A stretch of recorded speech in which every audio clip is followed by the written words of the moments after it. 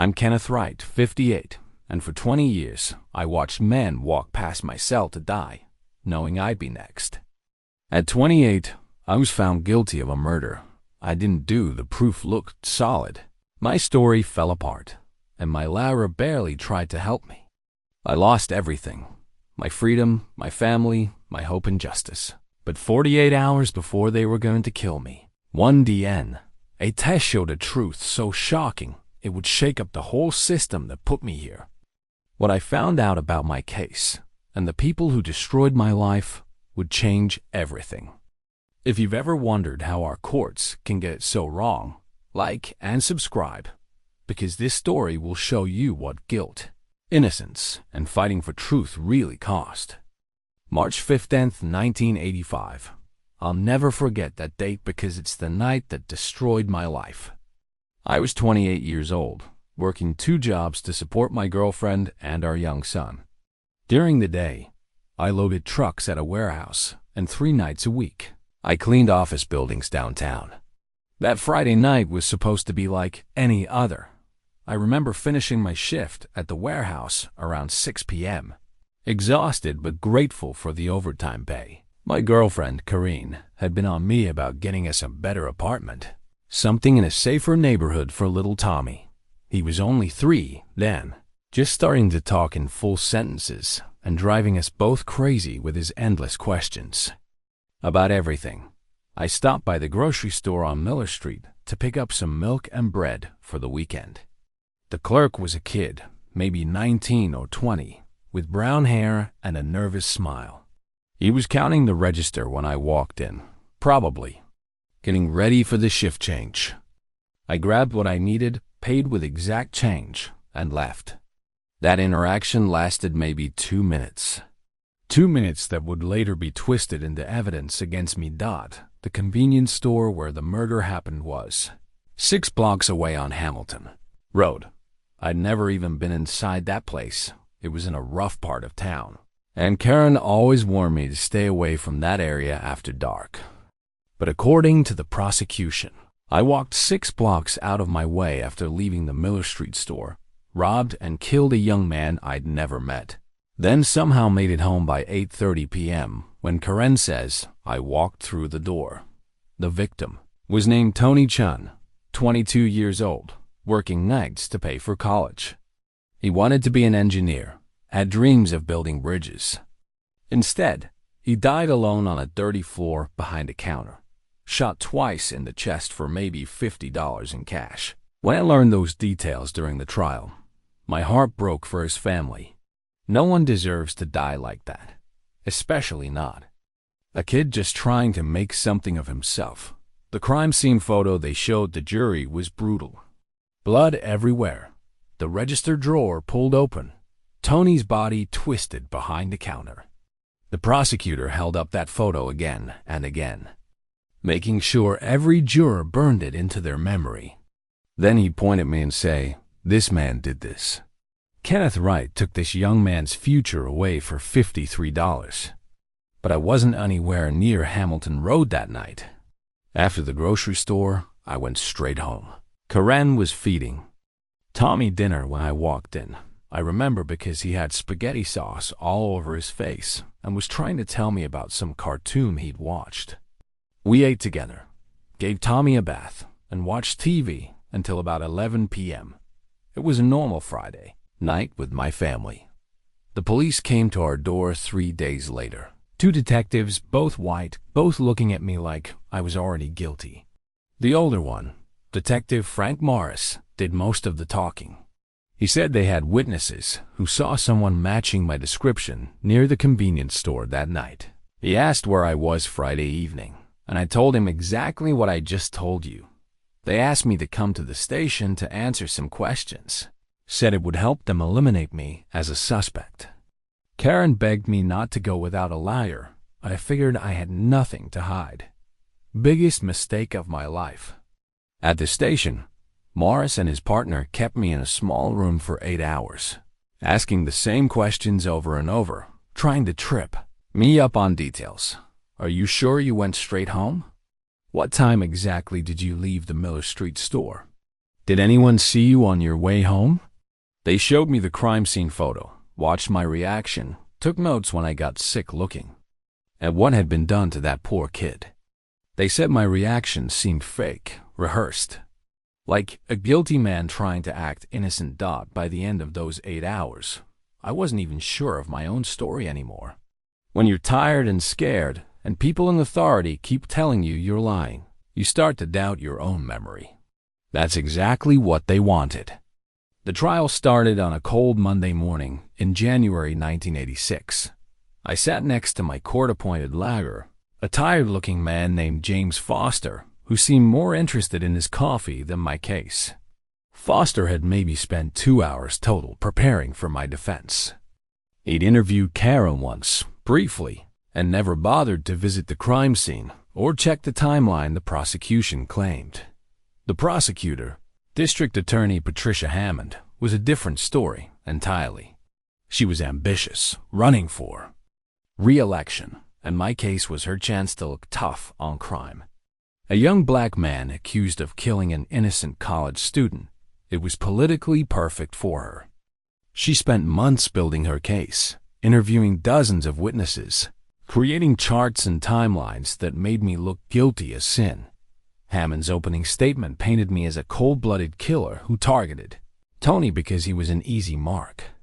She said I needed money for drugs, a complete lie, since I'd never used drugs in my life, and that I'd planned the robbery carefully. According to her story, I cased the convenience store earlier that week, learned Tony's schedule, then came back Friday night to rob and kill him. Her evidence was circumstantial, but convincing to people who didn't look too closely. First, she had Mrs. Eleanor Pike, an elderly woman who lived near the convenience store. Pike testified that she saw a tall black man in a dark jacket walking quickly away from the store around 9:15 p.m. When pressed for details, she admitted the lighting was poor and she wasn't wearing her glasses, but she seemed certain enough. For the jury, then there was the jacket. Police found a dark blue windbreaker in a dumpster 2 blocks from the crime scene. It had what looked like blood on the sleeve. Though the testing was inconclusive, DNA testing wasn't standard back then.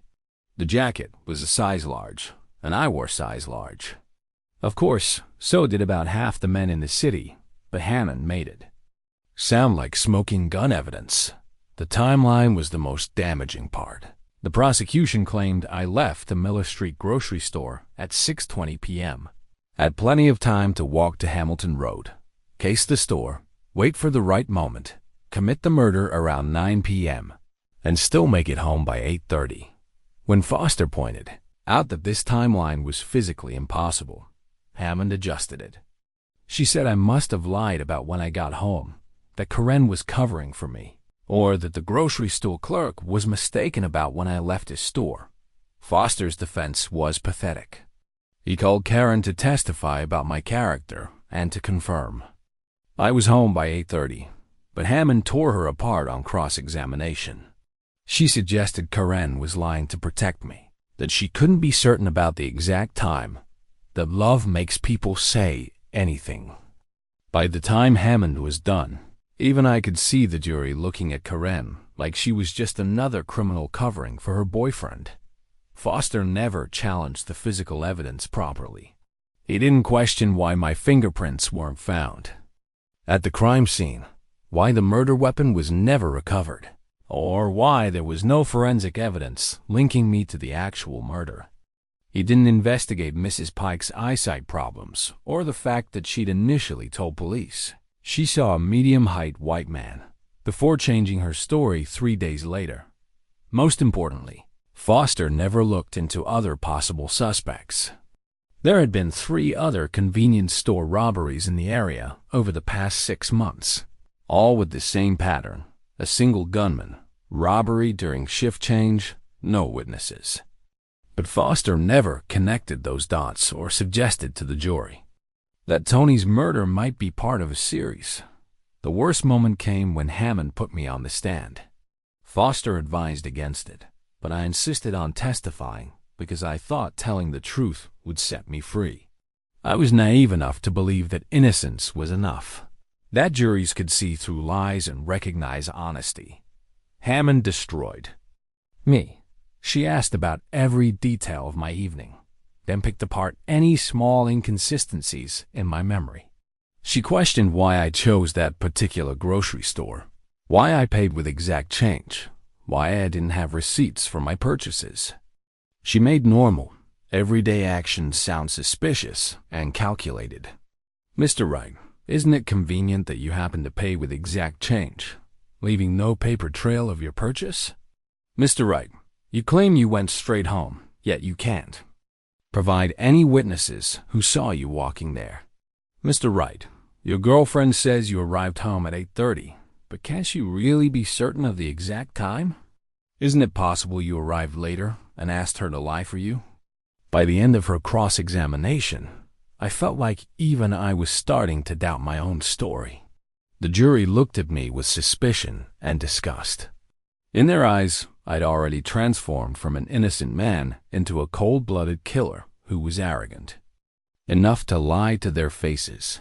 Foster's closing argument was brief and uninspired. He basically said the prosecution hadn't proven their case beyond a reasonable doubt, but he didn't offer any alternative theory or strongly advocate for my innocence.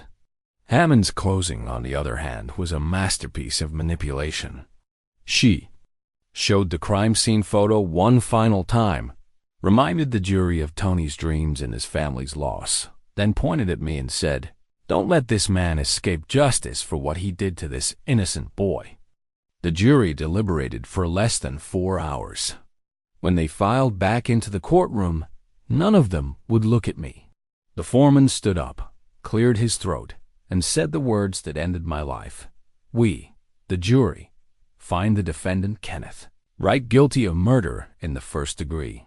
The courtroom erupted. Tony's family wept with relief, while Karen screamed that they'd made a mistake. The judge banged his gavel for order, but the chaos in that room was nothing compared to the chaos in my heart. In that moment, I felt my soul leave my body. Everything I'd ever been, everything I'd ever hoped to become, died in that courtroom. 3 weeks later, the same judge sentenced me to death. The court transcript shows his exact words. "Kenneth Wright, you have been found guilty of the brutal murder of Tony Chun. The court sentences you to death by electrocution, sentenced to be carried out at the state penitentiary. May God have mercy on your soul." I was 28 years old, and I was going to die for something I didn't do. They processed me into the state penitentiary on February 14th, 1986, Valentine's Day. The irony wasn't lost on me. While couples everywhere were celebrating love, I was being handed my new identity. Inmate number 47,291, that plastic prison ID card. With my mugshot and number became more real to me than my own name for the next 20 years. Death row was nothing like what you see in movies. It was a concrete tomb designed to break your spirit before they broke your body. My cell was 6 feet by 9 feet smaller than most people's bathrooms. A metal cot, a sink that barely worked, a toilet with no privacy, and a small metal desk bolted to the wall. That was my entire world, 23 hours a day. The sounds were the worst part. Constant noise, echoing off concrete walls, men crying, screaming, talking to themselves, praying, cursing, or just making noise to prove they were still alive. At night, when things got quiet, you could hear the soft sobbing of grown men who thought no one could hear them breaking down. I was one of those men more times than I care to admit. The other inmates on the row were a mix of the guilty and the unlucky. There was Ray, a 45-year-old white guy who'd killed his ex-wife and her boyfriend in a fit of rage. He never denied what he'd done, just sat in his cell reading the Bible and waiting to pay for his sins. Then there was Miguel, barely 19, convicted of gang violence that left 2 people dead. He swore he was innocent, but then again, so did I, and most people assumed we were all lying. The unwritten rules of survival on death row were simple but brutal. Keep your head down. Don't trust anyone completely, and never show weakness. The guards watched everything, looking for any excuse to write you up for disciplinary violations. Too many violations could cost you your appeals, your visits, even your last meal. The system was designed to make you give up hope, to make death seem like a mercy compared to living in that concrete hell. My first appeal was filed automatically, as required by law. Foster, the same lawyer who'd failed me at trial, filed the paperwork but put no real effort into it. The appeal was based on standard arguments: ineffective counsel, prosecutorial misconduct, insufficient evidence. But Foster didn't dig deep enough to uncover the real problems with my case. The state Supreme Court rejected my appeal in less than 6 months, upholding my conviction and death sentence. The rejection letter was brief and cold. After careful review of the trial record and the appellant's arguments, this court finds no reversible error. The conviction and sentence are affirmed. Just like that, years of my life were dismissed in a single paragraph. Karen tried to visit in those early years, bringing Tommy when she could afford the gas money for the 4-hour drive. But it was hard on all of us. Tommy was scared of the prison, confused about why Daddy lived in a cage. Karen was working 2 jobs to keep their apartment, and I could see the stress wearing her down. She'd lost weight, developed dark circles under her eyes, and started talking about moving closer to her mother in another state. "I can't do this anymore, Kenneth," she told me during one visit, tears streaming down her face.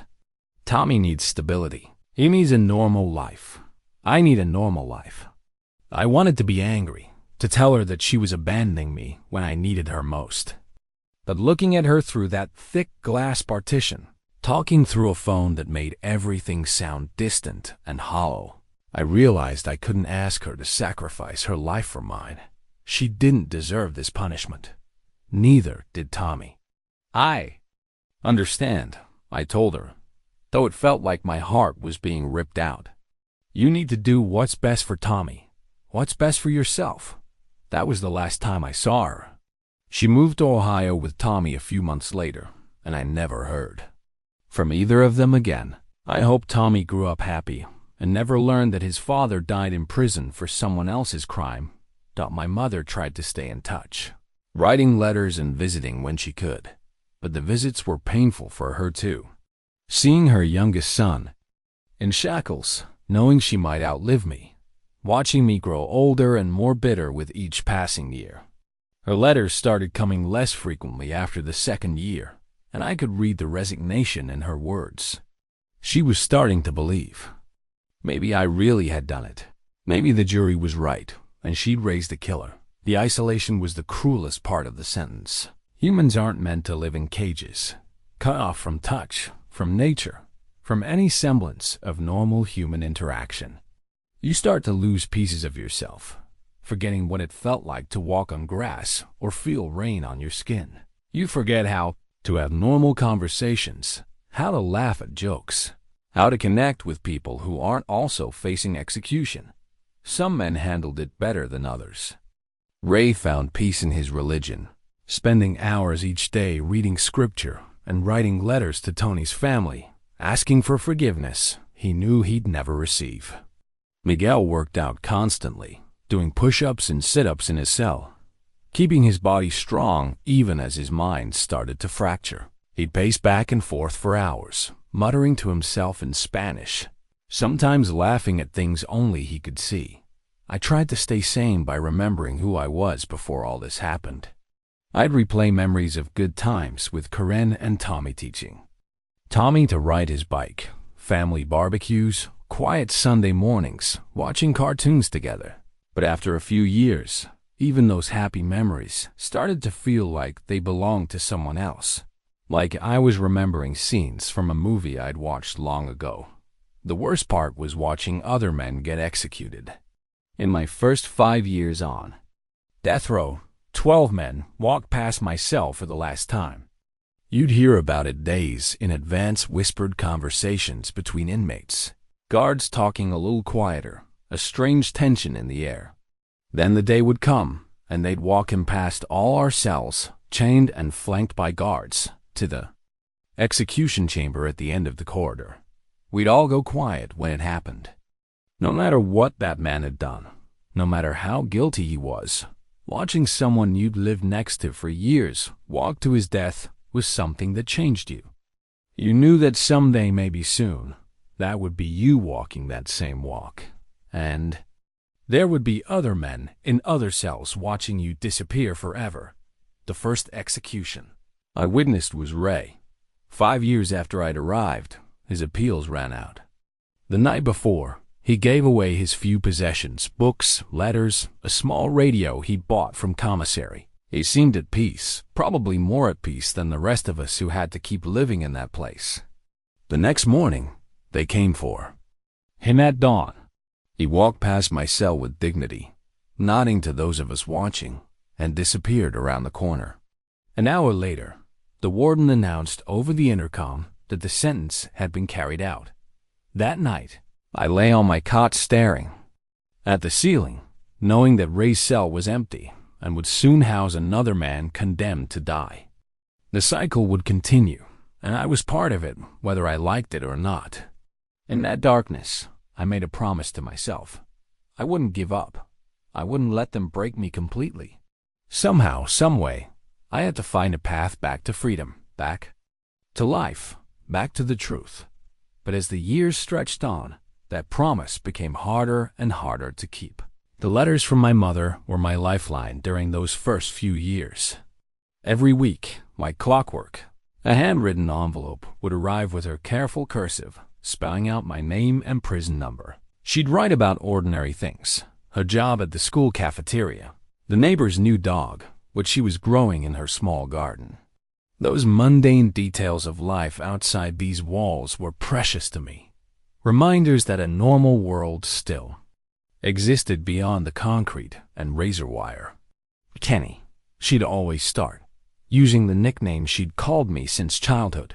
I hope this letter finds you well and keeping your faith strong. Then she'd tell me about her week, her church activities, how the pastor was praying for me, how she knew in her heart that God would deliver justice in his time in the early years. Her letters were full of hope and determination. She wrote about hiring a new lawyer with money she'd borrowed against her house. She attended every court hearing, sitting in the front row where I could see her, giving me encouraging nods when I'd glance back from the defendant's table.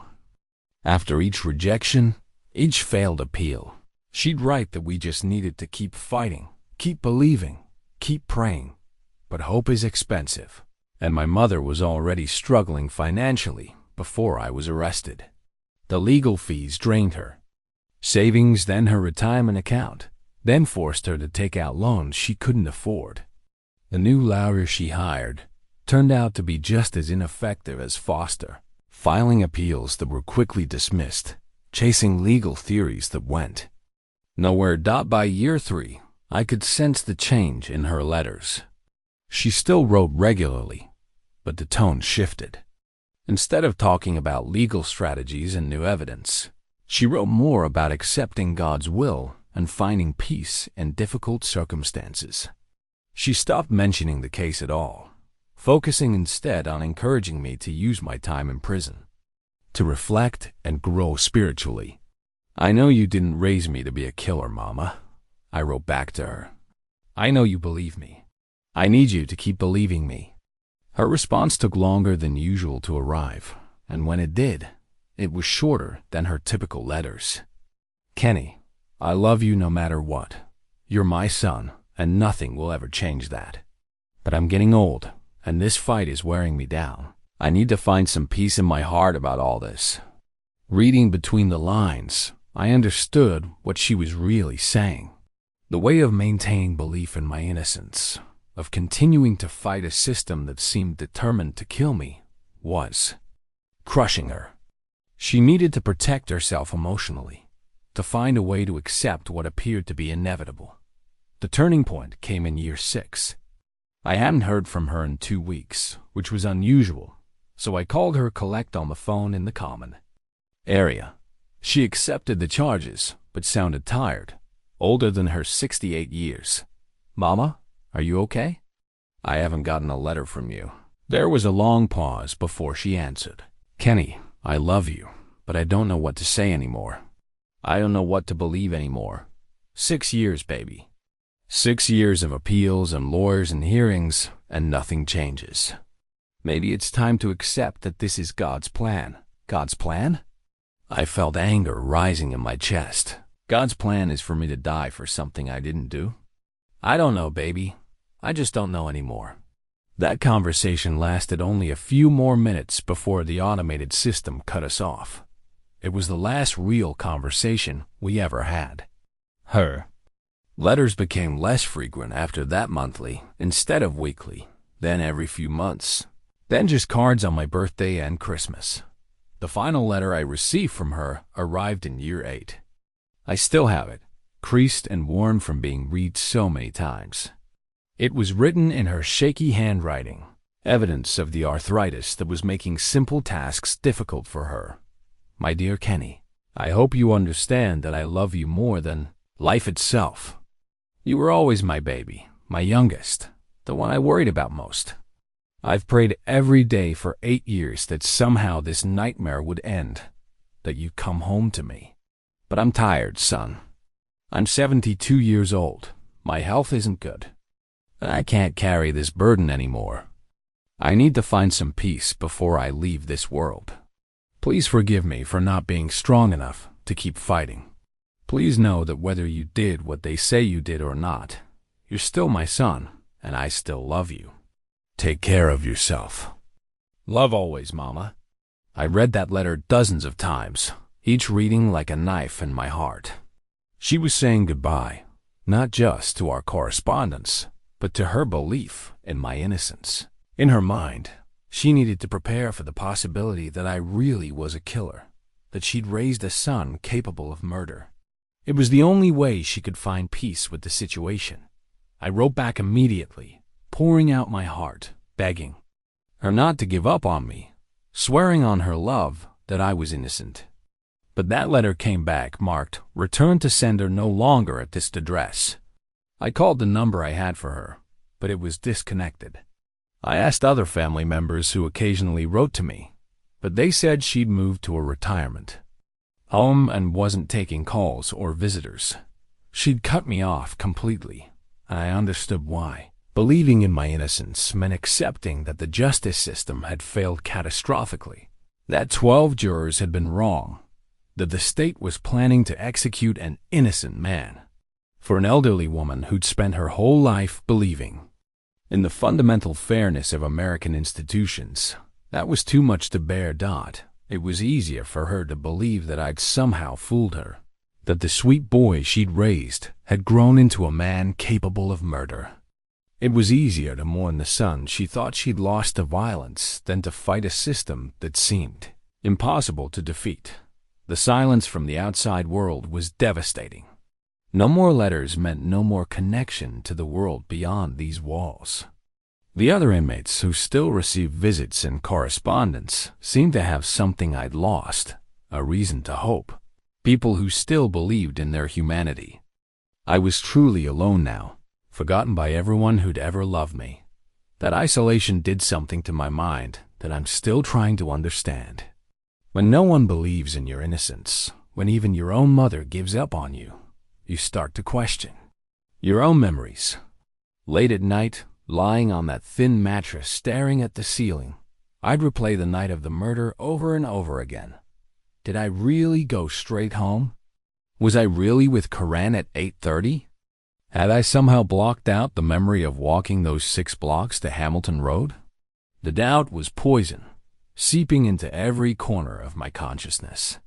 If everyone, the jury, the judge, the appeals courts, even my own mother, believed I was guilty, maybe I really was. Maybe I'd constructed an elaborate lie to protect myself from the truth. Maybe I deserved to die in this place. Those were the darkest months of my entire incarceration. Without letters from home, without visits, without any connection to the outside world, I felt myself disappearing. Some days I'd forget to eat, forget to shower, forget to do anything except lie on my cot and wait for time to pass. The guards noticed my decline and put me on suicide watch for a few weeks. But that only made things worse. Constant observation, brighter lights, no privacy even from my breakdown.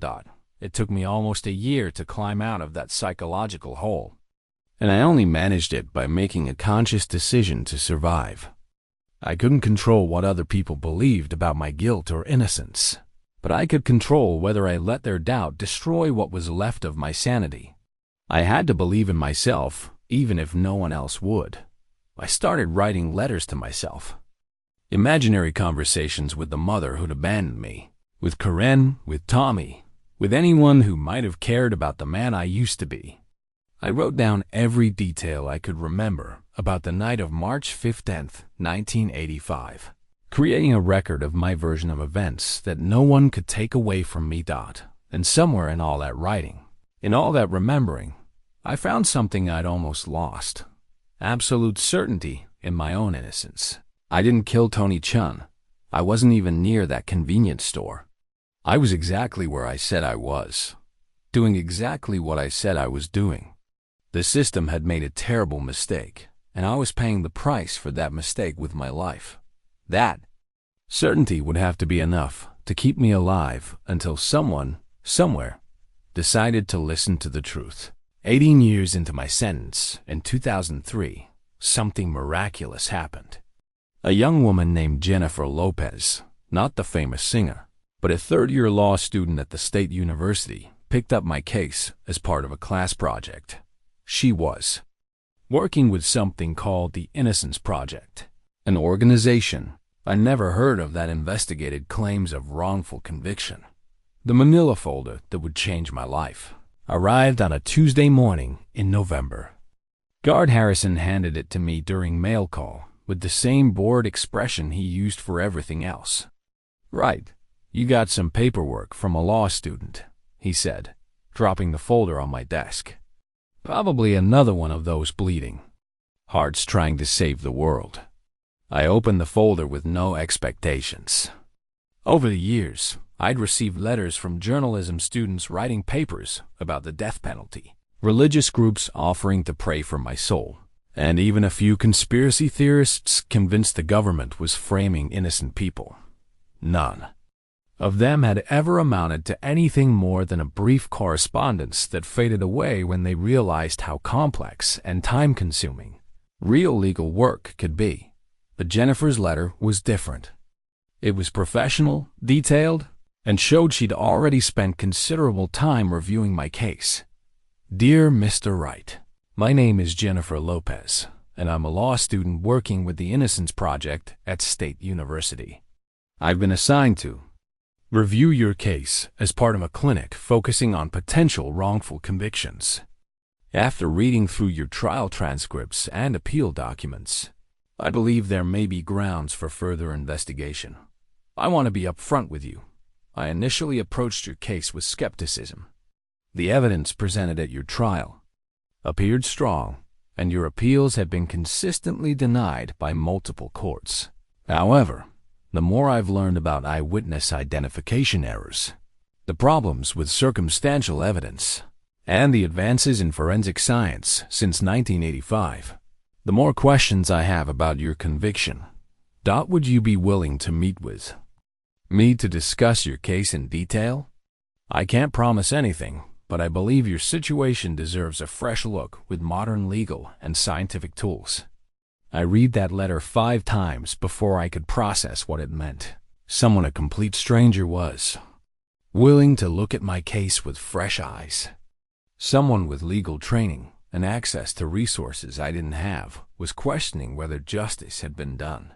For the first time in years, I felt something that might have been hope stirring in my chest. I wrote back to Jennifer immediately, agreeing to meet and pouring out everything I could remember about my case, my trial, and the evidence that had convicted me. I told her about the timeline problems, the questionable eyewitness testimony, the physical evidence that had never been properly tested. I tried not to sound desperate, but I'm sure she could read the need in every sentence. Jennifer visited me 2 weeks later. She was younger than I'd expected, maybe 25, with short dark hair and serious brown eyes behind wire-rimmed glasses. She wore a professional black suit that made her look older than her years, but I could see the nervousness in the way she arranged her legal pad and checked her pen 3 times before speaking. "Mr. Wright, I want to thank you for agreeing to meet with me," she began, her voice steady despite her apparent nervousness.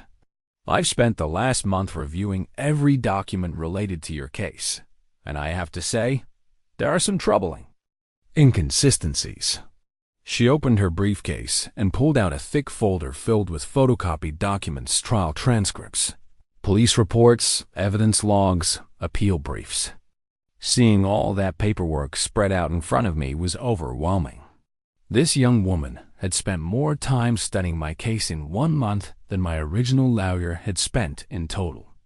"Let's start with the timeline," Jennifer said, flipping to a page covered with her handwritten notes. "The prosecution claimed you left the Miller Street grocery store at 6:20 p.m., walked 6 blocks to the Hamilton Road convenience store, waited for the right moment, committed the robbery and murder around 9 p.m., then made it home by 8:30 p.m. Do you see the problem with that?" I did see the problem. It was physically impossible to commit a murder at 9 p.m. and be home by 8:30 p.m., but I'd been pointing out that inconsistency for 18 years without anyone listening. "Your original lawyer, Mr. Foster, raised this issue briefly during trial, but never pushed it aggressively," Jennifer continued. "He didn't call any witnesses to establish the walking distance between locations, didn't present evidence about traffic patterns or lighting conditions, didn't challenge the prosecution's revised timeline when they realized the original version was impossible. She showed me police photos of both stores, maps of the area, even weather reports from that night in March 1985. Jennifer had done more investigation in 1 month than Foster had done in the entire 6 months he'd had to prepare for trial. Then there's the eyewitness identification," she said, turning to another section of her notes. "Mrs. Pike, the elderly woman who claimed to see you leaving the scene. Did you know she initially told police she saw a medium-height white man walking away from the store? This was news to me." "What?" "That's not what she said at trial." "No, it isn't." 3 days after her initial statement, she changed her description to match you. A tall black man in a dark jacket. The police report shows that Detective Morris interviewed her twice more before the trial, each time showing her your photo along with photos of other suspects. Jennifer explained the concept of cross-racial identification problems, how eyewitnesses often had difficulty accurately identifying people of different races, especially under poor lighting conditions and high stress. She showed me studies that had been published since my trial, research that might have changed the outcome if it had been available to my defense. "What about the physical evidence?" I asked. "The jacket they found, the blood evidence?" "That's where things get really interesting," Jennifer said, her eyes lighting up with what I recognized as the excitement of discovery. The jacket was tested for blood using techniques available in 1985, but those tests were inconclusive. The blood could have come from anyone, or it might not have been blood at all. But here's what's fascinating: that jacket and several other pieces of evidence from your case are still in the police evidence locker. My heart started beating faster. What does that mean? It means we might be able to conduct DNA testing on evidence that was never properly tested before. DNA analysis has advanced tremendously since 1985. What seemed like inconclusive results that might tell a very different story today.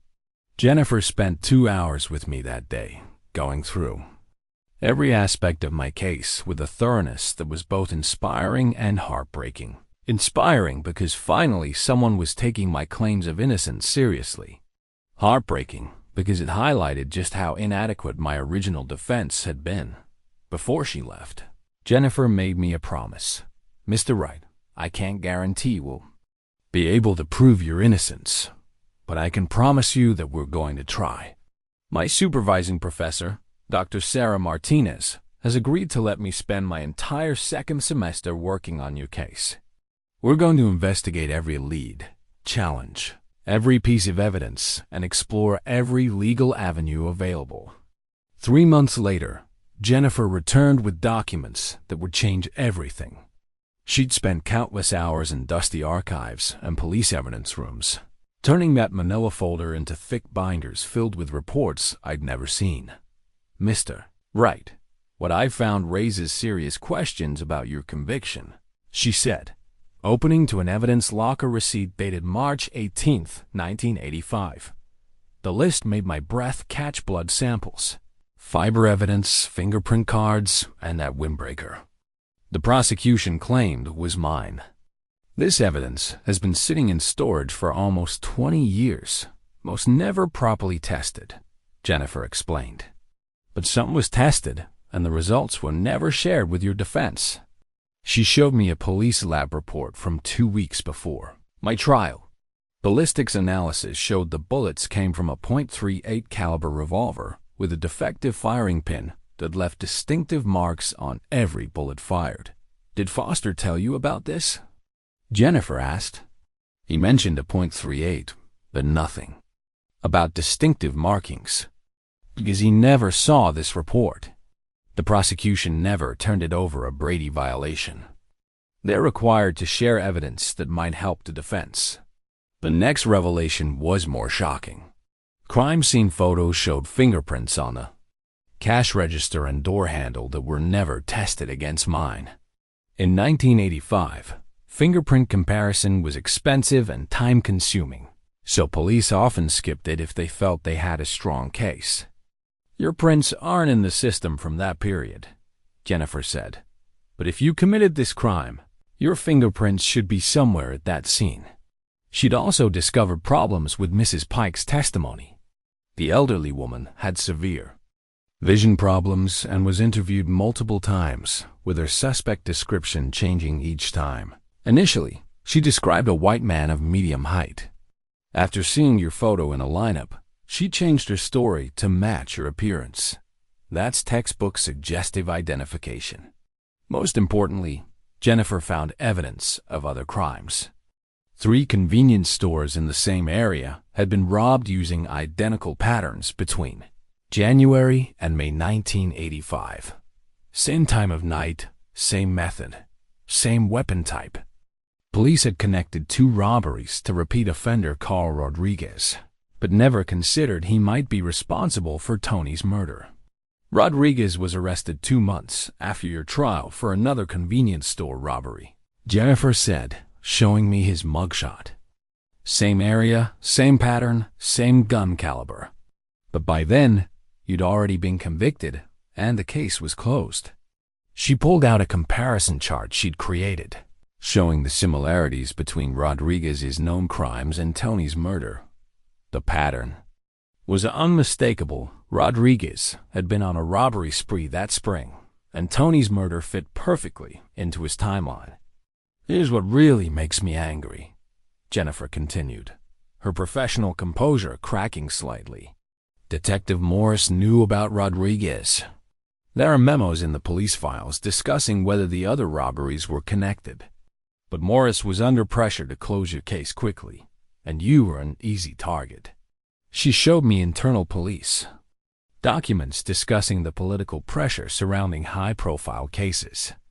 The mayor wanted quick arrests, the public demanded justice for Tony, and Morris needed to show results. I was a young black man with no alibi witnesses except my girlfriend, perfect for a rushed conviction. The evidence locker receipt shows blood samples from under Tony's fingernails, Jennifer said, turning to the final section of her research. If Tony fought his attacker, that blood would belong to the real killer. DNA testing could prove once and for all whether you were involved. For the first time in 18 years, I had hope based on science rather than faith. These weren't legal technicalities or procedural arguments. This was physical evidence that could definitively prove my innocence or guilt. What happens now? I asked, Now we petition the court for DNA testing on all available evidence. It won't be easy. The prosecutor's office will fight it, claiming you've had your day in court. But with everything I've found, we have grounds for a new investigation." Jennifer packed her documents back into the briefcase, but before leaving, she reached across the table and squeezed my hand. The first human contact I'd had in months that wasn't from a guard putting me in shackles. "Mr. Wright, I believe you're innocent. More than that, I think we can prove it." 6 months into Jennifer's investigation, she arrived with a photograph that made my blood run cold.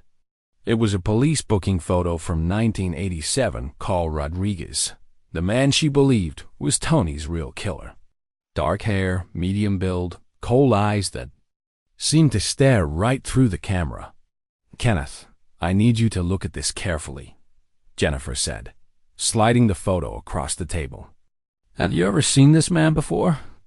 I studied the face, trying to place it in my memory. There was something familiar about him, but I couldn't quite grasp what. Maybe. I'm not sure. Why? Because Carl Rodriguez lived 3 blocks from you. In 1985, he shopped at the same grocery stores, worked construction in your neighborhood. It's possible your paths crossed at some point. Jennifer opened her case file to reveal a timeline that made my stomach turn. Between January and June 1985, Rodriguez had robbed 7 convenience stores in a 5-mile radius. The pattern was always the same evening hours during shift changes, single gunmen, targets chosen for minimal witnesses and easy escape routes. "Look at the dates," she said, pointing to her carefully constructed chart. January 12th, Corner Market on Oak Street. February 3rd, Quick Stop on Elm. February 28th, Hamilton Food Mart. March 15th, Tony's murder. April 7th, Valley Convenience. May 22nd, Northside Market. The progression was chilling. Each robbery was more violent than the last, escalating from simple theft to armed robbery to murder. Tony had been killed at the peak of Rodriguez's crime spree, when he was most desperate and dangerous. The police knew about the other robberies, Jennifer continued. They had Rodriguez's description from 3 different witnesses, knew his methods, even had partial fingerprints from 2 scenes. But they never connected Tony's murder to the pattern. She showed me witness statements from Rodriguez's other victims. The descriptions were remarkably consistent. Hispanic male, medium height, dark clothing, .38 caliber revolver, nervous demeanor. Nothing like the tall black man Mrs. Pike claimed to see leaving Tony's store. "Here's what I think happened that night," Jennifer said, leaning forward.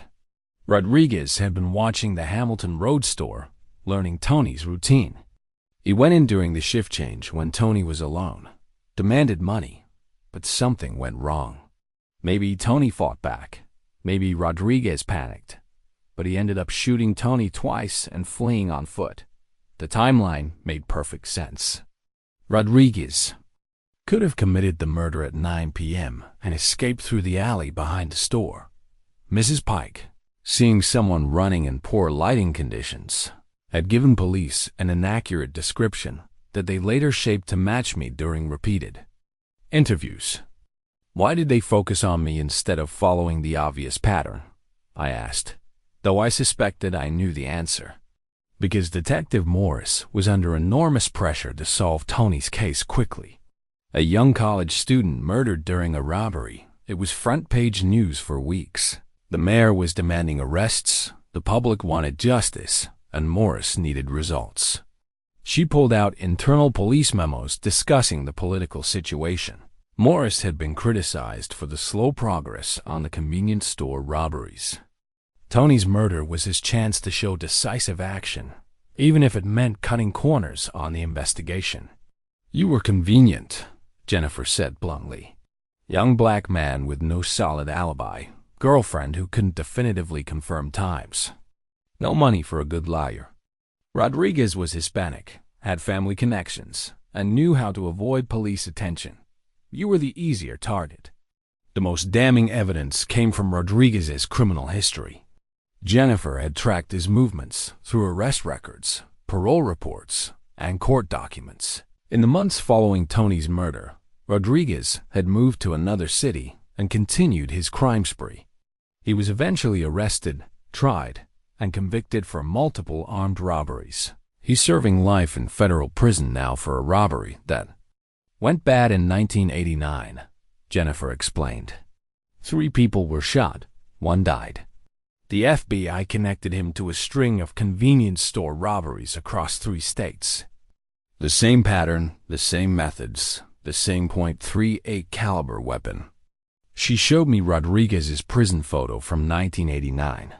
He looked older, harder, with the dead eyes of someone who'd crossed a line he could never come back from. This was the face of Tony's real killer, sitting in prison for other crimes while I waited. On death row for his victim. Have you contacted him? I asked. I tried. His lawyer says he won't discuss any cases from the 1980s. But that doesn't matter. We don't need his confession. We have physical evidence that can prove whether he was at Tony's store that night. Jennifer had petitioned for DNA testing on blood found under Tony's fingernails, hair fibers recovered from the scene, and saliva traces on cigarette butts found outside the store. If Rodriguez was the killer, his DNA would be there. If not, we'd know for certain. There's something else, Jennifer said, her voice dropping to almost a whisper. Rodriguez had a distinctive scar on his left hand from a construction accident. If Tony fought back and scratched his attacker, there might be evidence of that injury in the crime scene photos. She pulled out enhanced photographs of Tony's fingernails, taken during the autopsy. Under magnification, tiny pieces of what looked like tissue and blood were visible. Modern DNA analysis could potentially identify whose tissue Tony had clawed during his final moments. How long before we get the test results? I asked. Could be months. DNA analysis takes time, especially on old evidence. But Kenneth, I want you to understand something. This isn't just about proving your innocence anymore. Rodriguez killed other people after Tony. If he'd been caught in 1985, those victims might still be alive. The weight of that statement hit me like a physical blow. Not only had I spent 18 years in prison for a crime I didn't commit, but the real killer had been free to hurt other innocent people. The system's failure hadn't just destroyed my life, it had cost other lives too. Looking at Rodriguez's booking photo one more time, I felt a mixture of hope and rage I'd never experienced before. Hope that this man's face might be the key to my freedom. Rage that he'd been walking free while I rotted in a cell. That justice had been so completely perverted. When this is over, I told Jennifer, I want to look this man in the eye and ask him if destroying my life was worth $53. The internal police memo Jennifer discovered was dated March 20th, 1985, just 5 days after Tony's murder. Written by Detective Morris's supervisor, it contained a single damning paragraph that explained everything wrong with my case. Morris Mayor's office called again about the Chun murder. Media pressure intense. Public demanding arrests. Need this cleared by month's end or reassignment likely. Focus on strongest suspects. Don't get bogged down in minor inconsistencies. Political necessity overrides procedural perfection here. Jennifer had found this memo buried in archived administrative files, filed away where no defense attorney would think to look. It proved what I'd suspected for 19 years. I wasn't convicted based on evidence, but on political pressure and career preservation. This explains everything, Jennifer said, holding up the memo. Morris knew the case against you was weak, but he was more afraid of losing his job than convicting an innocent man. She'd uncovered a pattern of shortcuts and ethical violations that went far beyond my case. Morris had a reputation for closing difficult cases quickly by focusing on convenient suspects rather than following evidence wherever it led. Internal Affairs had investigated him twice for coercive interrogation techniques and evidence mishandling. "Look at this performance review from 1984, Jennifer said, showing me Morris's personnel file. His supervisor criticized him for having the lowest clearance rate in the department and warned that his job was in jeopardy if he didn't improve. The review specifically mentioned Morris's tendency to overlook complicating factors in favor of expedient resolutions and his reluctance to pursue investigative leads that might delay case closure. In other words, Morris cared more about his statistics than finding the truth. The pressure on Morris intensified after Tony's murder because of the victim's background. Tony was a college student from a middle-class family, working to pay for engineering school, exactly the kind of victim that generated media attention and public outrage. Morris needed an arrest quickly, and I fit the profile of what people expected a killer to look like. There's evidence Morris coached Mrs. Pike's testimony, Jennifer continued, pulling out interview transcripts I'd never seen. Look at this. Her first statement describes the suspect as white and medium height. Second interview, after Morris. Shows her your photo. She's not certain about race, but thinks he was taller. Third interview. She's positive it was a tall black man. The transcript showed Morris leading Pike through questions designed to shape her testimony. Mrs. Pike, you said the man seemed tall. Would you say he was over 6 feet? You mentioned dark clothing. Could that have been a dark jacket, like this one? Take another look at these photos. Are you certain about what you saw? By the fourth interview, Pike's testimony matched the prosecution's theory perfectly. Morris had essentially scripted her court appearance, turning a confused elderly woman into the state's star witness. What about the physical evidence? I asked. The jacket? The blood tests? That's where it gets really ugly, Jennifer said, a voice tight with anger. The blood on that jacket was never properly tested because Morris told the lab it wasn't necessary. They already had their man. The jacket was found in a dumpster used by multiple businesses, meaning dozens of people could have thrown it away. She showed me the evidence chain of custody forms. The jacket had been stored improperly, exposed to contamination that would have made DNA testing difficult even with 1985 technology. Morris knew this, but presented it to the jury as if it were definitive proof of my guilt. Even worse was the fingerprint evidence or lack thereof. Crime scene photos clearly showed prints on the cash register, door handles, and counter surfaces. Standard procedure required comparing these prints to any suspect, but Morris had ordered the fingerprint. Analysis stopped after my arrest. He told the lab that additional testing was unnecessary given the strength of other evidence. Jennifer read from a lab memo, but there was no other strong evidence. He just didn't want fingerprints that might exclude you as a suspect. Thus, most disturbing revelation was Morris's relationship with the prosecutor's office. Jennifer found records of multiple meetings between Morris and Dave Patricia Hammond in the weeks before my trial, planning strategy and coordinating testimony. These weren't routine case discussions. They were collaborative efforts to ensure conviction regardless of evidence quality. Hammond knew the case was weak, Jennifer said, showing me prosecutors' notes that had never been shared with my defense. Her own analysis questioned Mrs. Pike's reliability and noted the timeline problems. But she was also running for re-election and needed high-profile victories. Hammond's private notes revealed her actual thoughts about the case. Eyewitness: shaky, physical evidence circumstantial, timeline questionable. But defendant fits profile. Jury will convict on emotional appeal. Political necessity outweighs legal doubts. It was all there in black and white, a conspiracy between detective and prosecutor to convict me based on politics rather than evidence. They knew I might be innocent, but decided my life was acceptable collateral damage for their career advancement. Did anyone try to stop this? I asked.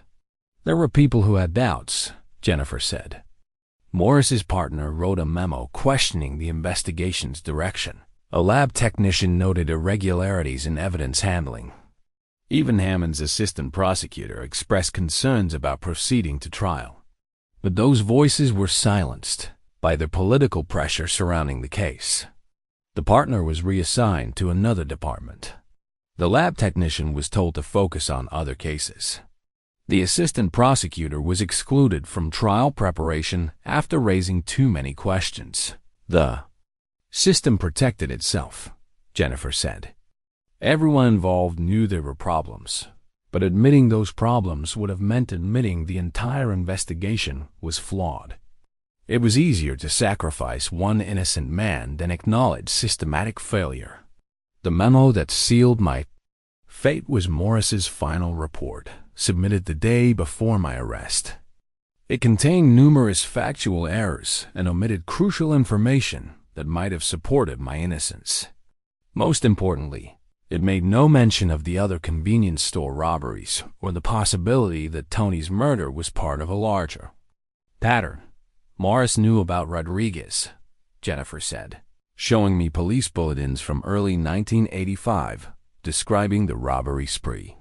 He'd received every update about the convenience store cases, knew the suspect descriptions, understood the pattern, but acknowledging that pattern would have meant admitting his investigation was wrong. Instead, Morris buried evidence that didn't fit his theory and emphasized anything that supported my guilt. His report described me as a known associate of criminal elements based on nothing more than living in a high-crime neighborhood. He characterized my cooperation during questioning as evasive and suspicious, even though I'd answered every question honestly. The corruption went beyond Morris and Hammond. Jennifer had uncovered a culture within the police department that rewarded quick closures over thorough investigations. Detectives who solved cases fast got promotions and better assignments. Those who took time to follow all leads were seen as inefficient. Your case became a template, Jennifer explained. Morris was promoted to sergeant 6 months after your conviction. Hammond won re-election running on her tough on-crime record. The message was clear. This is how you succeed in the system. Meanwhile, Rodriguez continued his crime spree unimpeded. If Morris had connected the robberies and investigated properly, Rodriguez would have been caught before killing again. The system's failure had cascading consequences that destroyed multiple lives. How many other cases were handled this way? I asked. We're finding out. The Innocence Project is reviewing dozens of Morris's cases from the 1980s. Early indications suggest yours wasn't an isolated incident. As Jennifer packed up the damning documents, I felt a mixture of vindication and fury. Everything I'd suspected about my conviction was true. I'd been railroaded by a system more interested in appearance than justice. But knowing the truth didn't erase 19 years of stolen life or bring back the relationships destroyed by my imprisonment. When this comes out, what happens to Morris and Hammond? Morris retired in 1995 with full pension, Jennifer said grimly.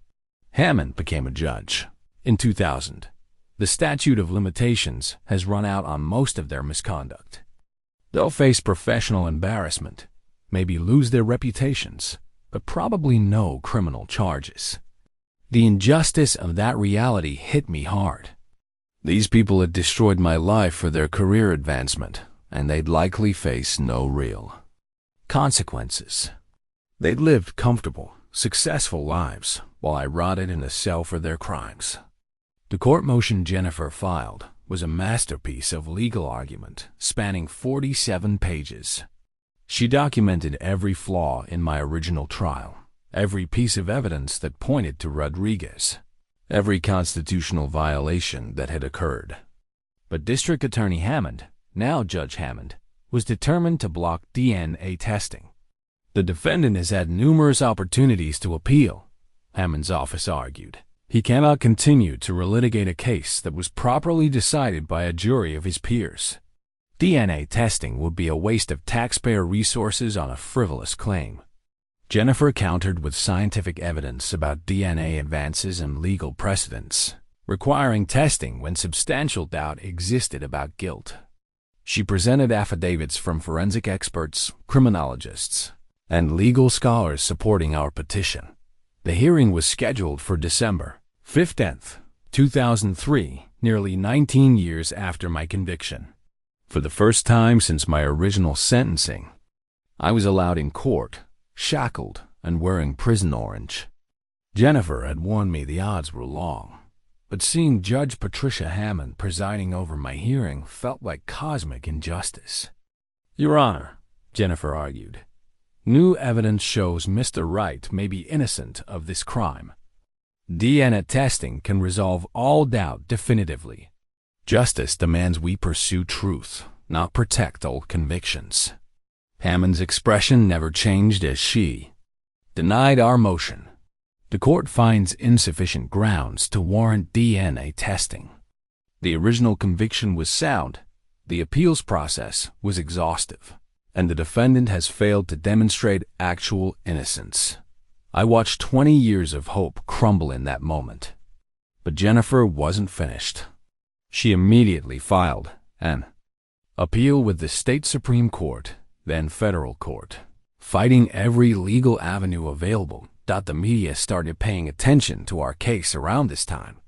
Local newspapers ran stories about the DNA testing controversy, questioning why the state would resist testing that could definitively prove guilt or innocence.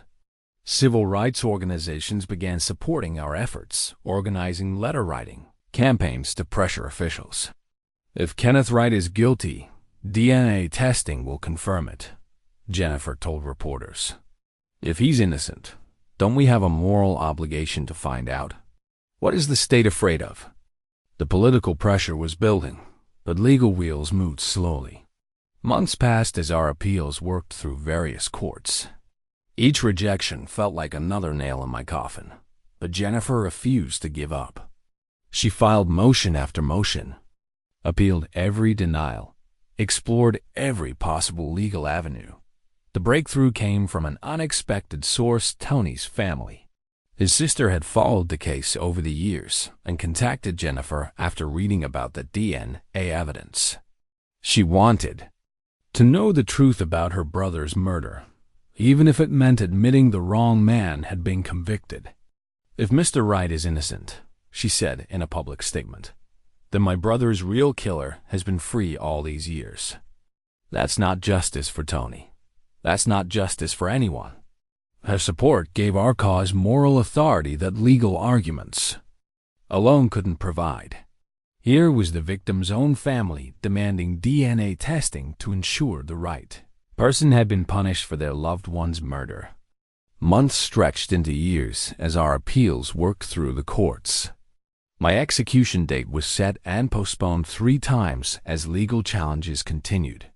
Each postponement brought relief mixed with exhaustion. How long could I keep hope alive? In the face of constant rejection, the execution schedule arrived in my cell on a Tuesday morning in 2005. My name was circled in red ink: Kenneth Wright. Execution date: April 18th, 2006. 14 months away, but seeing it in writing made death feel real and immediate. That piece of paper became both my nightmare and my motivation. Some days I'd stare at it, counting down the days until my scheduled death.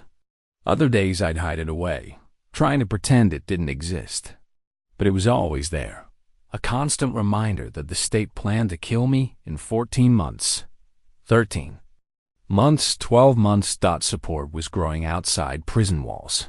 Jennifer had contacted journalists, civil rights organizations, and anti-death penalty activists.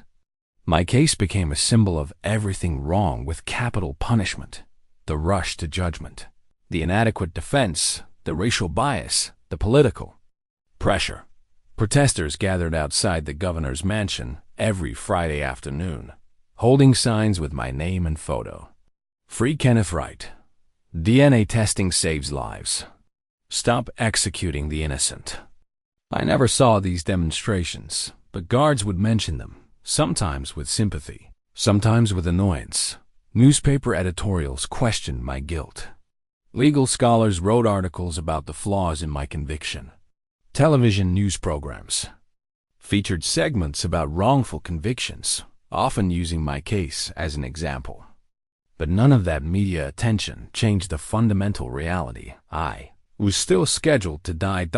The psychological torture of living with an execution date is impossible to describe. You wake up each morning and the first thought is, one day closer to death. You eat your meals wondering how many more you'll have. You go to sleep knowing that in a few months, you'll never sleep again. Some men on death row found peace by accepting their fate, making their peace with God, preparing for whatever comes after death. I couldn't do that because I knew I was innocent. Every day I lived under a death sentence felt like the system was torturing me for a crime someone else committed. My cellmate Miguel had been executed the previous year, walking past my cell with the same dignity Ray had shown years earlier. His empty cell reminded me daily that the state had no problem killing men who claimed innocence. Whether we were guilty or not seemed irrelevant. The machine of execution ground forward, regardless. The worst part was the uncertainty. Some days, I'd convince myself the appeals would succeed, that truth would prevail, that I'd walk free. I'd imagine reuniting with Tommy, meeting my grandchildren, starting over at age 47. Other days I'd prepare for death, writing goodbye letters I hoped would never be needed. Trying to make peace with dying for someone else's crime. Jennifer visited every few weeks to update me on legal developments. Each visit brought a mixture of hope and disappointment, small victories in lower courts, followed by defeats in higher ones. The legal system seemed designed to crush hope slowly rather than deliver it quickly. We're making progress, she'd tell me, showing documents and court filings. Public opinion is shifting. Political pressure is building. Someone's going to listen eventually, but eventually might be too late. My execution date loomed larger with each passing month, and our appeals were running out of courts to petition. The final months would be a race between legal salvation and legal execution. April 16th, 2006, 48 hours before my scheduled execution. I'd spent 21 years fighting this moment, and it had finally arrived. The final meal request form lay on my desk, a document I never expected to fill out but now had to consider seriously. The prison chaplain visited to discuss my final statements. What do you say when you're about to be killed for a crime you didn't commit?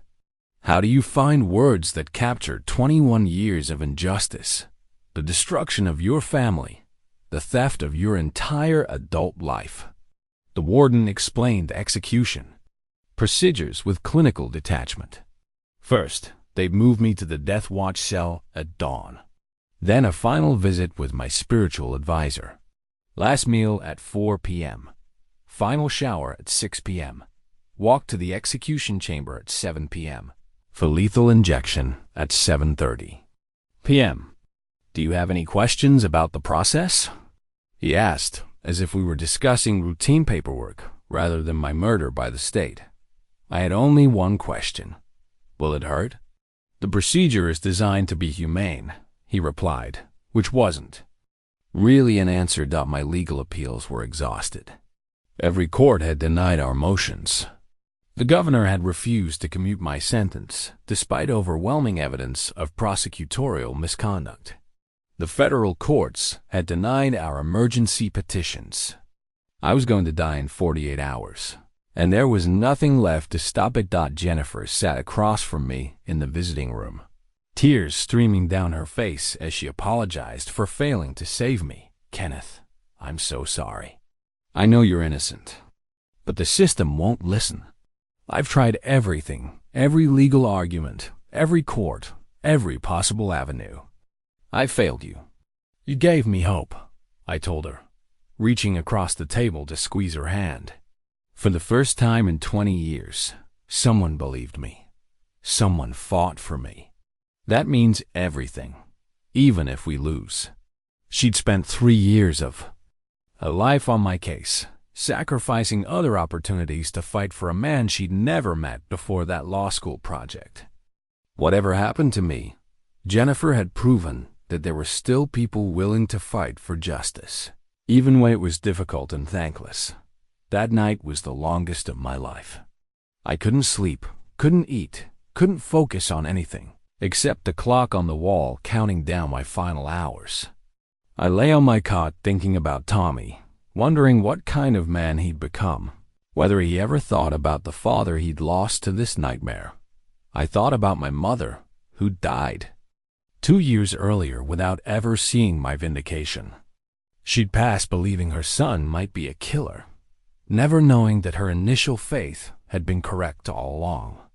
That knowledge was almost as painful as facing execution itself. At dawn on April 17th, they moved me to the death watch cella, sterile room adjacent to the execution chamber where condemned men spent their final hours. Through the small window, I could see protesters holding signs, "Free Kenneth Wright" and "Stop this execution." Their dedication moved me, but it also emphasized how hopeless my situation had become. The chaplain brought news that Jennifer was making one final appeal to federal court, arguing that new DNA evidence warranted a stay.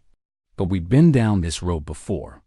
Courts didn't like overturning 20-year-old convictions, especially hours before execution. At noon, they brought my final meal: fried chicken, mashed potatoes, green beans, cornbread, and apple pie.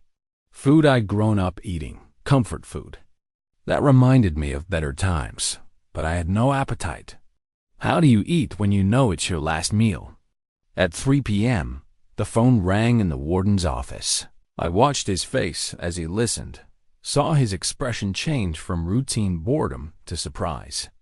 He hung up and walked slowly to my cell, looking confused by whatever he'd just heard. "Right. Your execution has been stayed pending DNA test results. Federal Appeals Court has ordered immediate testing of crime scene evidence." I collapsed to my knees, overwhelmed by emotions I couldn't process. 21 years of fighting, and with 18 hours to spare, someone finally listened. Someone finally decided that truth mattered more than procedural finality. The DNA test results arrived on June 22, 2006. Jennifer called me that morning, her voice shaking with excitement and vindication that had been 21 years in the making. "Kenneth, you're going home. The DNA evidence excludes you completely from the crime scene. Blood under Tony's fingernails matches Carl Rodriguez. Saliva on cigarette butts outside the store matches Rodriguez. Hair fibers found on Tony's clothing match Rodriguez. There's no trace of your DNA anywhere at that crime scene." I sat in stunned silence, processing words I dreamed of hearing for 21 years. The scientific proof of my innocence was overwhelming. Not only did the evidence exclude me, it definitively implicated Rodriguez as Tony's killer. Rodriguez's DNA was already in the federal database from his other convictions. Jennifer continued, her voice gaining strength with each detail. "The match is perfect, 13 points of comparison. Odds of error less than 1 in a billion. There's no doubt about this, Kenneth. You're innocent, and we can prove it scientifically."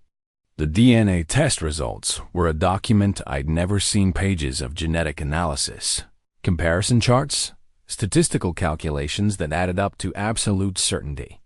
After decades of circumstantial evidence and legal technicalities, here was pure, scientific truth that no prosecutor could argue with. Within hours, the story exploded across national media. DNA proves innocence of man-hours from execution. 21 years on death row for crime he didn't commit. System failures nearly kill innocent man. My mugshot appeared on television screens across the country, but this time as a victim, rather than a perpetrator. The state had no choice but to acknowledge the evidence. The district attorney's office released a brief statement. "New DNA evidence has excluded Kenneth Wright as the perpetrator of the 1985 murder of Tony Chun. The conviction is being vacated, and Mr. Wright will be released immediately. No apology. No admission of the systematic failures that had nearly cost my life. No acknowledgement of Detective Morris's misconduct or Judge Hammond's obstruction. Just a cold, clinical admission that they'd been wrong for 21 years. Rodriguez was serving life in federal prison for other crimes, so he couldn't be retried for Tony's murder due to double jeopardy laws. But knowing the truth was more important than additional punishment. The real killer had been identified, and my innocence was proven beyond any possible doubt. Tony's sister released a statement that meant more to me than any legal vindication.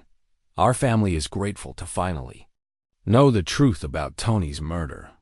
We're sorry that Kenneth Wright spent so many years in prison for a crime he didn't commit. We hope he can find peace and rebuild his life. A grace and compassion after learning that her brother's killer had been free while an innocent man faced execution showed a depth of character that humbled me. She could have been angry at the system's failure, bitter about the injustice, resentful of the attention my case received. Instead, she showed empathy for my suffering. The phone calls of congratulation came from all over Jennifer's law school. Colleagues, Innocence Project staff, civil rights activists who'd supported my case, even some guards from the prison who'd come to believe in my innocence over the years. Each call felt surreal, like waking from a nightmare that had lasted 2 decades. But the most meaningful call came from Tommy, my son, now 24 years old, called the prison to speak with me for the first time since he was 3 years old. Dad. His voice was hesitant, uncertain. I saw the news. I always hoped this day would come. Tommy? I could barely speak through tears. Is it really you? Yeah, it's me. I never stopped believing you were innocent. Mom always told me you were a good man who got caught up in something terrible. She was right. We talked for 20 minutes about nothing and everything. His college graduation, his job, his fiancée, his hopes for the future.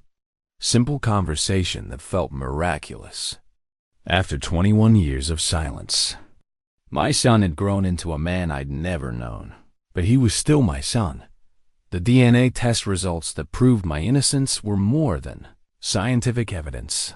They were vindication of every moment of hope I'd maintained, every prayer I'd whispered, every time I'd refused to give up despite overwhelming despair. Truth had finally emerged, and it was exactly what I'd claimed for 21 years. I was innocent. July 15th, 2006. I walked out of prison at age 49, carrying a paper bag with my few possessions, letters, legal documents, and a photograph of Tommy as a 3-year-old that I'd kept for 21 years. The world I entered was completely different from the one I'd left in 1986. The release papers felt surreal in my hands, an official document ending my nightmare, signed and stamped by the same system that had nearly murdered me. Kenneth Wright is hereby released from custody, all charges dismissed, conviction vacated. 21 words to undo 21 years of injustice. Cell phones, internet, GPS, digital everything technology had transformed society while I lived in a concrete tomb. Cars looked different, buildings had changed, even the way people dressed seemed foreign. I was a time traveler from 1986, trying to navigate 2006 with outdated knowledge and overwhelming sensory input. Jennifer met me at the prison gates with clothes that actually fit and a sympathetic smile that couldn't hide her exhaustion from 3 years of fighting for my freedom. Media crowded around shouting questions about my plans, my feelings, my thoughts on the system that had failed me so completely. All I could manage was, I'm grateful to be free and ready to rebuild my life. The words felt inadequate for expressing 2 decades of stolen time, but anything more complex would have broken me down completely. The state provided minimal assistance for my transition, $200 in cash, and a bus ticket to wherever I wanted to go. No job training, no counseling, no help adjusting to freedom after 2 decades of institutionalization. They'd stolen 21 years of my life and offered pocket change as compensation for their error. I Stayed in a halfway house for men transitioning from prison, though my situation was unique among the residents. Other men were former criminals learning to go straight, adjusting to freedom after serving time for crimes they'd actually committed. I was an innocent man learning to live again. After being punished for someone else's crime, simple tasks were overwhelming. Using an ATM required multiple attempts and help from strangers. Ordering food at a restaurant meant confronting choices I wasn't used to. Making prison meals came with no options, no decisions, no personal preferences to consider. Navigating traffic as a pedestrian felt dangerous and chaotic. Cars moved faster than I remembered. Drivers seemed more aggressive, and the sheer volume of vehicles on roads was intimidating. Crossing streets required courage. I didn't know I'd lost until I needed it. The sensory overload was constant and exhausting. Colors seemed brighter, sounds seemed louder, crowds seemed more chaotic than my institutional memories could process. Prison had conditioned me for sterile, controlled environments. The real world felt overwhelming in its complexity and unpredictability. Sleep was nearly impossible in the halfway house. After 21 years in a cell, I'd grown accustomed to specific sounds, lighting conditions, and security routines. The halfway house was too quiet, too dark, too unsecured for my institutionalized mind to accept as safe. I'd wake up expecting to find myself back in that 6x9 cell, panic setting in until I remembered where I was and why. Freedom felt temporary, fragile, like something that could be taken away again without warning or explanation. Social interactions were particularly difficult. Conversations with strangers required skills I'd lost during 2 decades of isolation. Making eye contact, reading social cues, engaging in small talk, all the normal human behaviors that prison had conditioned out of me. People would recognize me from television coverage and want to talk about my case, my experience, my feelings about the system. Their curiosity was natural but exhausting. Every conversation became a reminder of what I'd lost, what had been stolen, what could never be recovered. The freedom I dreamed about for 21 years turned out to be more complicated than I'd imagined. Yes, I could walk outside whenever I wanted, eat what I chose, make my own decisions. But I was also responsible for those decisions in ways that felt overwhelming after decades of institutional control. Prison had taught me to survive in captivity, but it hadn't prepared me to live in freedom. At 49 years old, I had to learn basic life skills that most people develop in their 20s and 30s: managing money, maintaining relationships, building a career, creating a home. My lawsuit against the state was filed 6 months after my release. We sought $20 million in compensation, roughly $1 million for each year of wrongful imprisonment. The state fought it aggressively, arguing they weren't responsible for good faith mistakes by law enforcement. The lawsuit filing was a thick document, detailing every violation of my constitutional rights, every act of prosecutorial misconduct, every failure of the system that had nearly cost my life. Reading it was like reliving 21 years of nightmare in legal terminology. Good faith? Jennifer responded in court when the state's lawyers made their argument. Detective Morris ignored evidence, coached witnesses, and violated constitutional rights. Judge Hammond denied DN attesting to protect a flawed conviction. This wasn't good faith. It was deliberate misconduct motivated by political ambition. The legal battle consumed 2 years and revealed the full scope of corruption in my case. Depositions from Morris and Hammond showed they'd known about problems with the evidence, but chose political expediency over justice. Internal documents proved they'd suppressed Brady material and violated discovery requirements. Morris's deposition was particularly revealing. Now in his 70s and suffering from health problems, he seemed smaller and more frail than the intimidating detective who'd interrogated me decades earlier. But his arrogance remained intact. I conducted a thorough investigation based on available evidence. he testified. If mistakes were made, they were honest mistakes in the pursuit of justice. Detective Morris. Jennifer pressed. You knew about Carl Rodriguez's robbery spree. You knew the timeline didn't work. You knew Mrs. Pike's identification was questionable. How do you explain proceeding with prosecution anyway? I followed department procedures and supervisory directives. The district attorney's office determined there was sufficient evidence to proceed. His refusal to accept responsibility was maddening but not surprising. People who destroy innocent lives rarely admit their culpability, even when confronted. With overwhelming evidence of their misconduct, we also discovered I wasn't their only victim. Morris had used similar tactics in 12 other cases during the 1980s. 3 men were serving life sentences based on his flawed investigations. 2 others had been executed before DNA testing became available to prove their innocence. Your case was part of a pattern, Jennifer explained during one of our preparation meetings. Morris cut corners, ignored evidence, and focused on easy convictions rather than thorough investigations. The state knew this but promoted him anyway. The broader implications were staggering.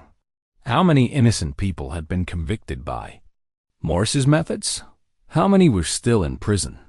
How many had been executed? My case might represent just the tip of an iceberg of systematic injustice. Hammond's deposition was equally frustrating. Now a sitting judge, she maintained that her prosecution of my case had been appropriate based on evidence presented by law enforcement. She accepted no responsibility for the misconduct that had nearly cost my life. Judge Hammond, Jennifer asked, knowing what you know now about Detective Morris's investigation, do you have any regrets about seeking the death penalty against Mr. Wright? I prosecuted the case based on evidence provided by the police department. If that evidence was flawed, the responsibility lies with the investigators, not the prosecutor's office. Her inability to acknowledge error or express remorse was breathtaking. Even confronted with DNA proof of my innocence, she couldn't admit that seeking to execute an innocent man might have been wrong. The state eventually settled for $12 million rather than face trial on the broader misconduct allegations. It was a substantial sum, but no amount of money could restore 2 lost decades or repair relationships destroyed by wrongful conviction. More important than compensation was criminal justice reform. I testified before the state legislature about problems with eyewitness identification, inadequate defense counsel, prosecutorial misconduct, and the need for mandatory DNA testing in capital cases. Don't let my 21 years in hell be meaningless, I told lawmakers. Change the system so this never happens to another innocent person.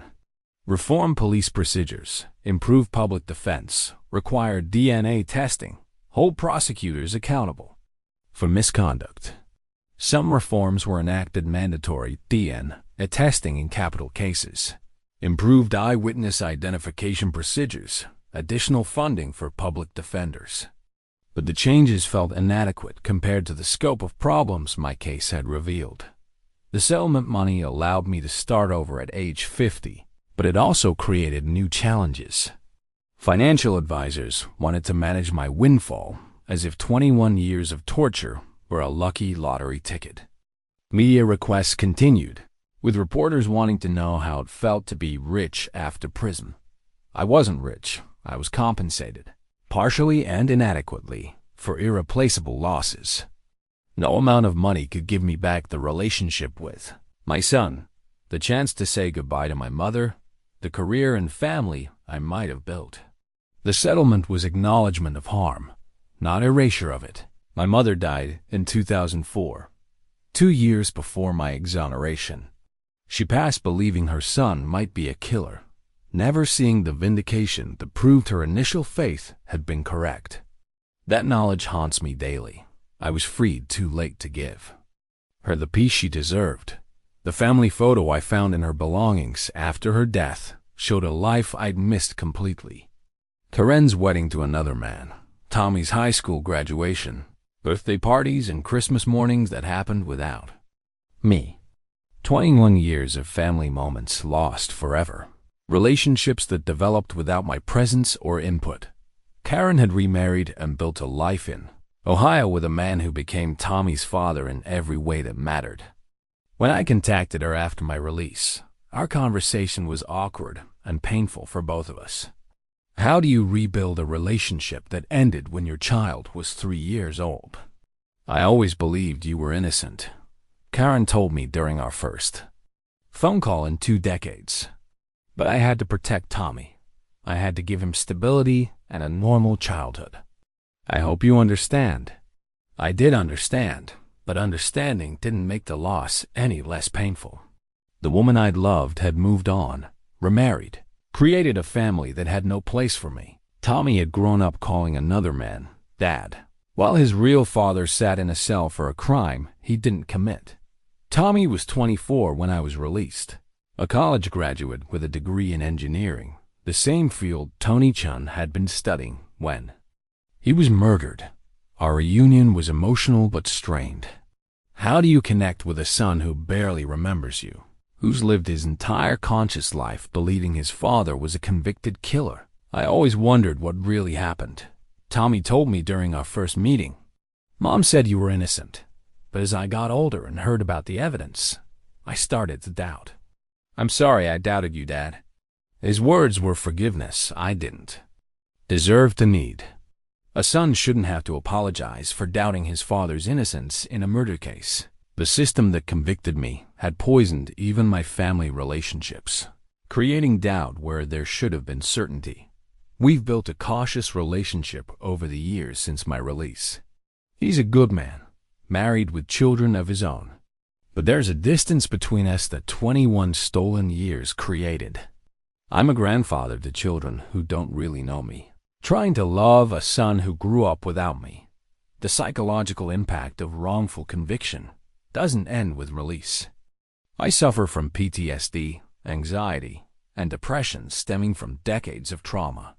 Sleep remains difficult. I wake expecting to find myself back in that 6x9 cell. Panic setting in until I remember where I am.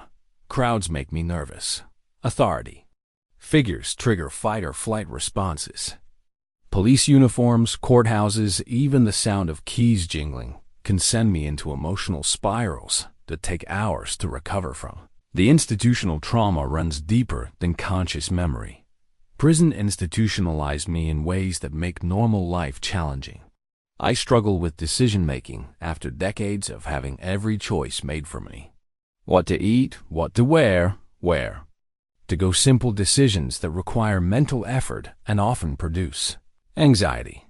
Social interactions feel foreign after years of isolation. Dating seems impossible. How do you explain 21 years on death row to potential partners? How do you build intimacy when you've been conditioned to trust no one, to expect betrayal from authority figures? The lost opportunities are perhaps the most painful aspect of wrongful conviction. I missed my entire adult prime ages 28 to 49 sitting in a cell for someone else's crime. No career development, no normal relationships, no chance to build the life I'd planned before my arrest. My contemporaries had 2 decades to build careers, raise families, accumulate life experience and wisdom. I spent those same years fighting for survival in an environment designed to break the human spirit. We're the same age chronologically, but we're decades apart in life experience. The financial impact extended beyond lost wages. I had no credit history, no work experience, no professional references after 21 years in prison. Starting over at age 49 meant learning entry-level skills and competing with people half my age for basic positions. Medical problems accumulated during 2 decades of inadequate prison health care. Dental work neglected, vision problems untreated. Stress-related conditions that developed in the toxic environment of death row. My body aged 21 years in captivity, but without the normal health care maintenance that free people take for granted. The settlement money helped, but it couldn't restore what had been lost. 21 years of birthdays, holidays, achievements, relationships. Experience is irreplaceable human moments that no amount of compensation could recover. Sometimes I calculate what my life might have been without wrongful conviction. Career advancement, family relationships, grandchildren I might have watched grow up, travels I might have taken, contributions I might have made. The alternate life that was stolen from me haunts my imagination, but dwelling on what was lost can become its own prison. I've learned to focus on what remains possible, what can still be built, what meaning can be created from even the deepest injustice. The years were stolen, but the rest of my life belongs to me. In 2008, I had the opportunity to confront Detective Morris, now 73 and suffering from early-stage dementia. Jennifer arranged the meeting through his lawyer, though Morris initially refused to see the man whose life he'd destroyed with his misconduct. His resignation letter had been filed just months after my exoneration became national news. After 30 years of dedicated service, it read, "I'm retiring to spend more time with my family." No mention of the innocent man he'd sent to death row. No acknowledgement of the systematic failures his case had exposed. We met at his lawyer's office, a sterile conference room where Morris sat across from me for the first time since my interrogation 23 years earlier. He looked frail, confused, barely resembling the aggressive detective who'd spent 8 hours trying to break down my story.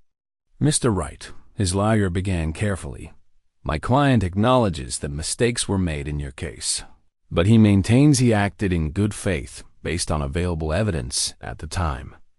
I studied Morris's face, looking for remorse, recognition, any human acknowledgement of what he'd done to me. His eyes were vacant, confused by the conversation happening around him, as if he couldn't quite grasp why we were all there. "Detective Morris," I said quietly, keeping my voice steady despite the emotions churning inside me. "Do you remember me? Do you remember Kenneth Wright?" He stared at me blankly for long moments, his lawyer shifting uncomfortably in his chair. Then a flicker of recognition crossed Morris's weathered features, like a light bulb dimming on and off. "Right? The convenience store case? That's right. The case where you ignored evidence pointing to Carl Rodriguez. The case where you coached Mrs. Pike to change her testimony. The case where you sent an innocent man to death row because your supervisor was worried about clearance rates." Morris's lawyer started to object, but Morris held up his hand with a gesture that reminded me of the authority he'd once wielded so carelessly. "I did my job," he said, his voice barely above a whisper. "I followed the evidence where it led. I followed department procedures." "You followed politics where they led," I replied, leaning forward slightly. "Evidence led to Carl Rodriguez, but you ignored it because I was easier to convict. A young black man with no money for a good lawyer, perfect for your statistics."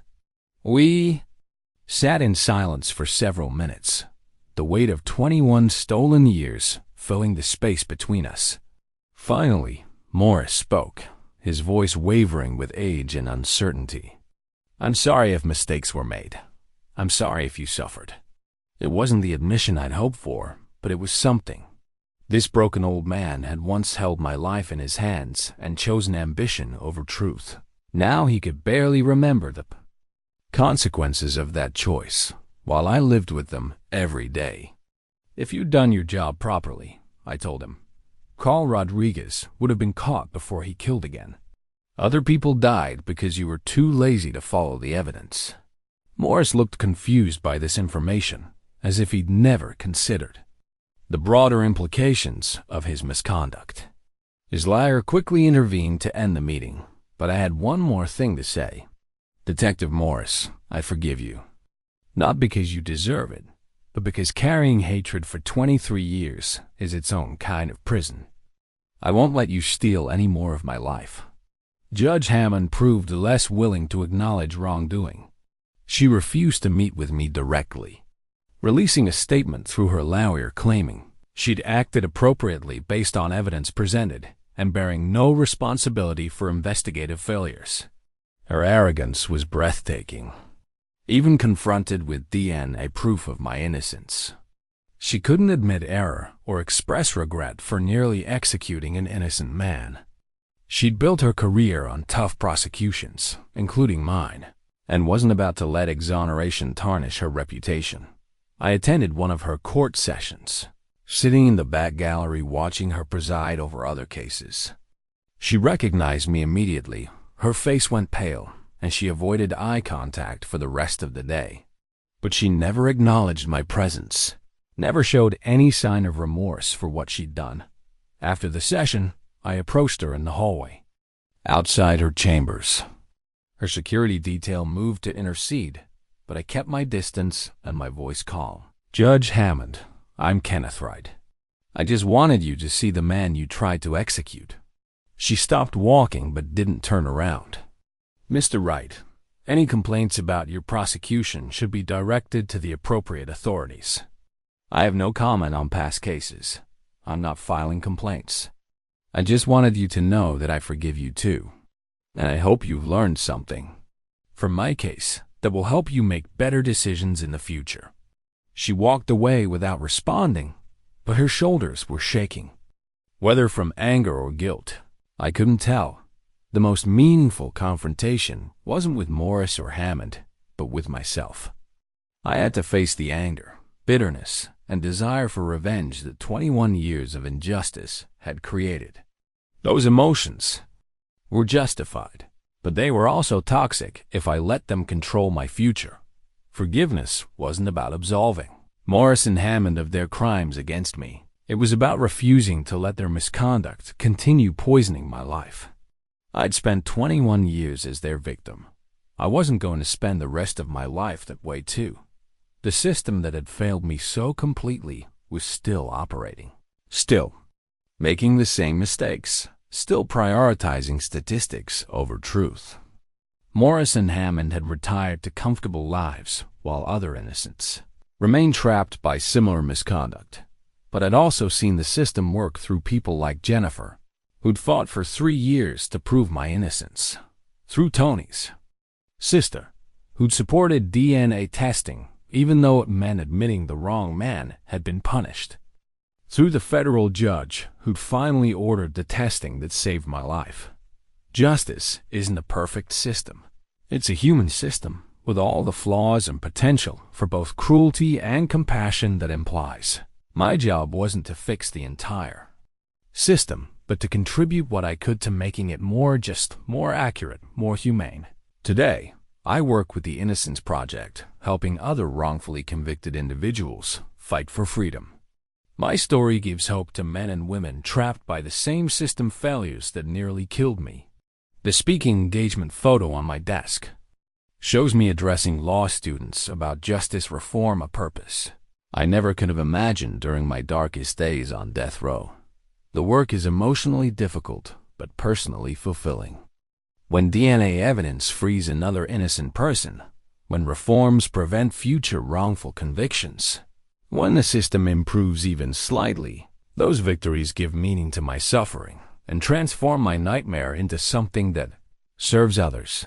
I've helped exonerate 6 other innocent people, including one of Detective Morris's victims from the 1980s. Each release feels like partial redemption for the years I lost. Proof that something positive can emerge from even the deepest injustice. My first case was Marcus Johnson, convicted. In 1987, using Morris's same methods, coached witnesses, suppressed evidence, rushed investigation. Marcus had spent 19 years in prison when I met him, still fighting for DNA testing the prosecutors opposed. Seeing his case files was like looking at my own story, repeated with different names. "Kenneth," he told me during my first prison visit to see him, "hearing about your case gave me hope when I was ready to give up. If you could survive 21 years and prove your innocence, maybe there's still hope for me too." We won Marcus's DNA testing 18 months later. Like mine, the results completely excluded him and implicated the real perpetrator. Walking out of prison with Marcus Watching him hug his family for the first time in nearly 2 decades felt like witnessing my own liberation all over again. I speak at law schools, police academies, and judicial conferences about the human cost of wrongful conviction. Every shortcut you take, every corner you cut, every assumption you make, that could be someone's entire life hanging in the balance. I tell future lawyers and law enforcement officers, the audiences are always respectful, sometimes moved to tears by my story. But I wonder how many will remember my warnings when they face political pressure. Heavy caseloads and career advancement opportunities that require cutting corners on justice. My relationship with Tommy continues to heal slowly, but meaningfully. He brings his children to visit sometimes, my grandchildren, ages 8 and 6, who know me as Grandpa Kenneth, rather than the convicted killer I was once labeled. We don't talk much about the lost years with the children present. The pain is too great for both of us. Dad, Tommy told me during a recent visit, "I'm proud of who you became after all this. A lot of people would have been destroyed by what happened to you, but you found a way to help others. That takes real strength." I don't know if I'm strong or just stubborn. Maybe there's no difference. What I know is that every day of freedom is a gift. Every person we help is a victory against a system that failed so completely, and every moment with family is precious beyond measure. The work with the Innocence Project has shown me that my case wasn't unique. It was part of a pattern of systematic failures that continue today. Since my exoneration, over 200 other death row inmates have been proven innocent through DNA testing. How many more innocents remain trapped? How many were executed before technology could save them? But I've also seen progress. DNA testing is now mandatory in capital cases in most states. Eyewitness identification procedures have improved. Police interrogation methods are more closely scrutinized. Public defense funding has increased, though not nearly enough. Each small reform represents lives saved, innocence protected, justice served more accurately. The system is still flawed, still capable of catastrophic errors, but it's better than it was in 1985 when political pressure and racial bias could send an innocent man to death row. The scar on my soul from 21 stolen years will never fully heal. But scars can be reminders of survival, not just trauma. My scars remind me that truth eventually prevails, that hope can survive even the darkest circumstances, and that one person's fight for justice can light the way for others trapped in darkness. If my story teaches anything, it's this: the system is only as strong as the people who run it, and those people are fallible, political, sometimes corrupt. But the system can also be changed by people who refuse to accept injustice, who fight for truth even when it's inconvenient, who believe that every life, even the life of a poor black man from the wrong neighborhood, has value worth protecting. 21 years on death row for a crime I didn't commit nearly broke me, but it didn't break my faith in the possibility of justice, the power of truth, and the resilience of the human spirit. That faith, tested by 2 decades of hell, burns brighter now than ever before. Every morning when I wake up in my own bed, in my own home, free to make my own choices, I remember that this freedom came at a terrible price, but it's real. It's mine, and I'm going to use it to ensure that what happened to me never happens to another innocent person again.